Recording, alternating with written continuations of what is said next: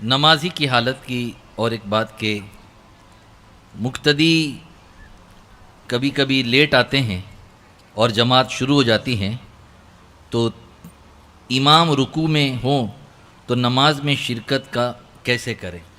یہ بھی بہت اہم مسئلہ ہے، اس کو توجہ کے ساتھ سنیے گا۔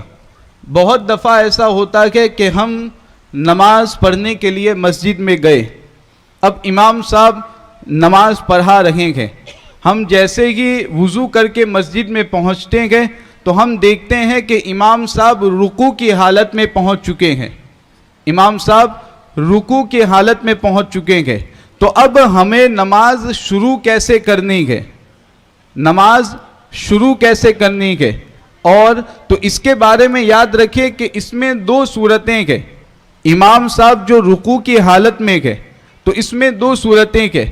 ایک صورت تو یہ ہے کہ آپ کو معلوم ہے کہ میں اللہ اکبر کہہ کر دونوں ہاتھوں کو باندھوں گا اور باندھنے کے بعد ثنا پڑھ لوں گا، اور ثنا پڑھنے کے بعد ابھی امام صاحب رکوع ہی کی حالت میں رہیں گے، اتنا وقت امام صاحب رکوع کے حالت میں رہیں گے کہ آپ اللہ اکبر کہہ کر کے دونوں ہاتھوں کو باندھیں گے، ثنا بھی پڑھ لیں گے، اب امام کے ساتھ آپ رکوع میں شریک ہو جائیں گے۔ اتنا وقت امام رکوع کی حالت میں رہیں گے۔ آپ کو یہ آپ کے دل میں یہ یقین ہے، آپ یہ جانتے ہیں، تو ایسی صورت میں تو اب نماز شروع کرنے کا حکم کیا ہے کہ آپ اللہ اکبر کہہ کر کے دونوں ہاتھوں کو باندھیں گے، ثنا پڑھیں گے، ثنا پڑھنے کے بعد آپ اللہ اکبر کہہ کر کے امام کے ساتھ رکوع میں شریک ہو جائیں گے۔ یہ کس صورت میں ہے؟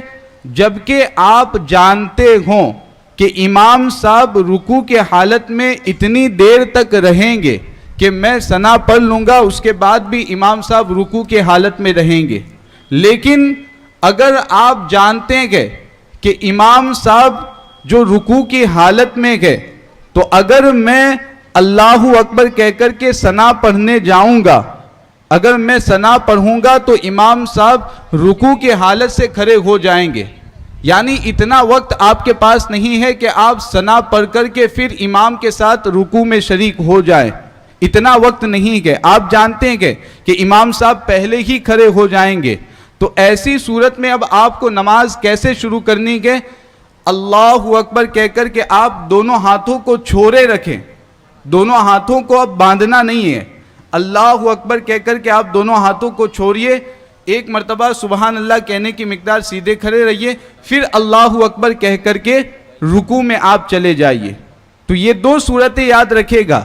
اگر آپ کو یہ معلوم ہے کہ میں ثنا پڑھ کے امام کے ساتھ رکوع میں شریک ہو جاؤں گا تو ایسی صورت میں آپ کو اللہ اکبر کہہ کر کے دونوں ہاتھوں کو باندھنا ہے، ثنا پڑھنی ہے، پھر امام کے ساتھ رکوع میں شریک ہونا ہے۔